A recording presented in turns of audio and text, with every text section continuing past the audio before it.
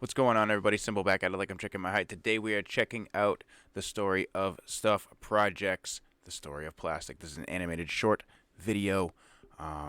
Today we're supporting Teamseas. Mr. Beast and Mark Rober have gotten together, and they are trying to raise $30 million in support of boyan slatt to clean up the ocean. So $30 million actually pulls 30 million pounds of trash out of the ocean, and you know we're on board for that. No pun intended. So, we have a support video that is up on the channel. Make sure you guys go and check that out. It is also in the Teamseas playlist with the rest of these videos that are related to ocean cleanup and raising awareness about getting trash out of the ocean and rivers and things like that. Definitely make sure you guys check that out. All of the money from that video that is raised from you guys watching and sharing and all that stuff actually goes directly to Teamseas, and I will be doubling up to $1,000 of what that video makes with my own money as well. So definitely make sure you guys are watching it. Definitely make sure you guys are sharing it. Let's get them a good donation. So, all right, let's check this one out. You've probably heard about a giant trash island in the ocean. Yes, we have. Or that poor sea turtle and the straw. Maybe you've even heard how plastic is being found inside the fish we eat. Mm-hmm.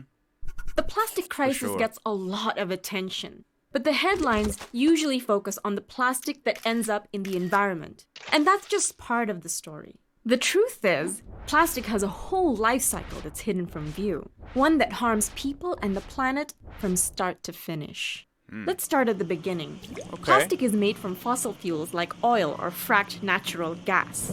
Extracting those fossil fuels and turning them into plastics creates a lot of pollution. Pollution that most often affects marginalized communities nearby. Okay. As we've gotten better about using less... So that in itself is already bad, right? First step, pulling frack oil or frack fluid and oil out to create the plastic, but then pumping all of these chemicals out into the atmosphere. Okay. Oil and gas to power our lives, the fossil fuel industry found a lifeline in plastics. In fact, oil and gas companies are doubling down on plastic production, with plans to build or expand over 300 petrochemical plants in the US alone by... Now, is that because of the money increase, right? Because they're already drilling for oil anyway, so the byproduct of all of that stuff can get used and they can sell it. So, of course, they're going to want to up production of it because they get to drill more. 2025. Okay. But these companies already produce more plastic than we can use. So where's all that plastic going? A lot of it's flowing into new markets, in places like Asia, Africa, and Latin America. Because more than any other product category, plastic isn't driven by the demand for it, but by the supply. Corporations like Unilever, Nestle, and Procter & Gamble are aggressively marketing single-use plastic products around the world.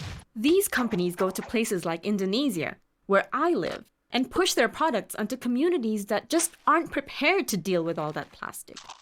Now that's the biggest thing, right? Because plastic definitely has its place, and when it's taken care of properly, which is the fault of humanity for not, that's when it becomes a problem. But when you have nowhere to really put this type of stuff, or even when you have to burn your trash to get rid of it, right? You're putting all of that toxin up into the atmosphere anyway, but not having a place to get rid of it is definitely the biggest thing, because that's when it starts ending up into the ocean, unfortunately. Maybe they're used to... What would be really cool is the places that they go to push all of the plastic. It'd probably be good if those types of companies were to start a program where they would also go back and remove some of that plastic, if not all of the plastic, right? If you're putting it there, you might as well take it away.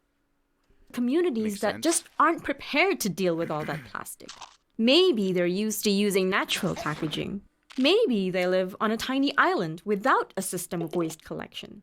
And on top of that, countries in the global north are shipping their own plastic waste into these countries too. When you add that all up, it's no wonder so much of this plastic ends up in the environment.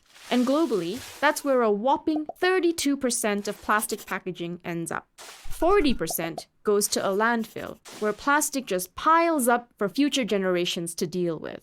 And 14% is incinerated. Incineration is a nasty business, producing toxic smoke and fly ash. These super expensive. And what's really crazy about this whole process is you'd think they'd have a way to actually filter it just a little bit better.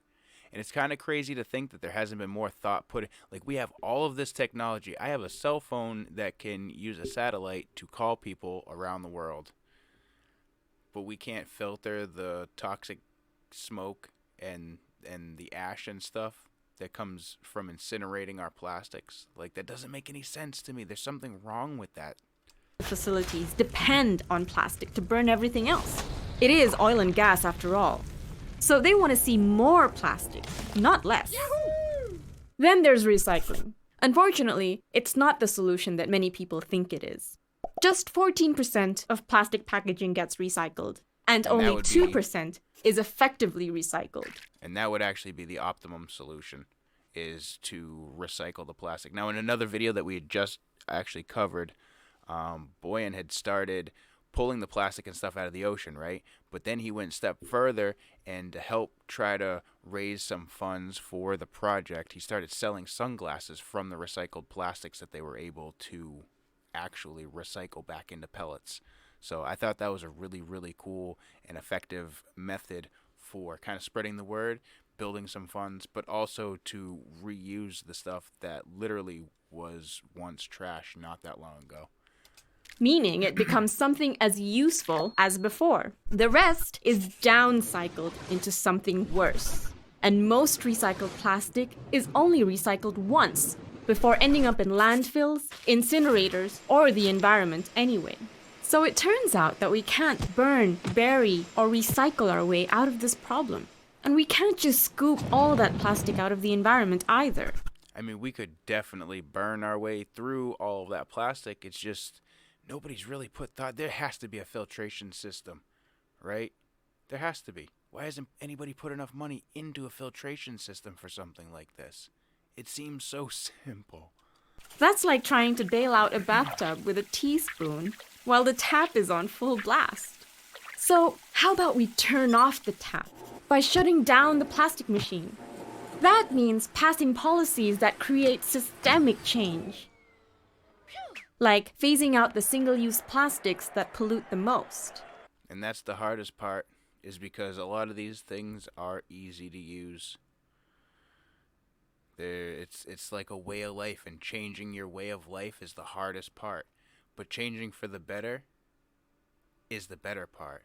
So it's like, at what point do we make the choice to change for the better? To be better people and not use things like, sure, paper straws suck, right? You hear it all the time. Who was it, Starbucks, that came out with the paper straw or whatever? They're horrible. They get wet. It's paper. It gets wet. It's ruined. Well, you know, it's kind of a trade-off. Like, don't sit there forever with your drink, I guess. I don't know. There has to be a different way. Ending the fossil fuel subsidies that are fueling big plastic. And holding companies responsible for the plastic waste they create. That's the biggest thing. Because individual people, right, they can't create that much plastic waste. Now, altogether, we can. But the companies that create the most plastic waste is the biggest thing. And I still go back to incinerating. There has to be filter methods. Sorry. That's how we can achieve our vision of a zero-waste future, there has to be where all of our products and packaging can be reused or repaired, effectively recycled, or composted, and ultimately how we create a sustainable, circular economy that works for both people and the planet. Visit storyofplastic.org to learn more and take action. Huge shout out to the Story of Stuff project for their informational videos. Definitely make sure you guys go and check them out. Show them some support over there. Definitely make sure you guys check out our support fundraiser video for the hashtag Teamseas Fund. And if you guys don't know who Boyan Slatt, obviously you know Mr. Beast and Mark Robe. If you don't know who they are, definitely make sure you check them out. Definitely make sure you go check out Boyan Slatt. You just have to type his name into Google, and I guarantee you he'll pop right up. So, all right, let me know what you guys thought about this one. Definitely make sure you guys stay safe, stay healthy, stay positive. I'll catch you on the next one.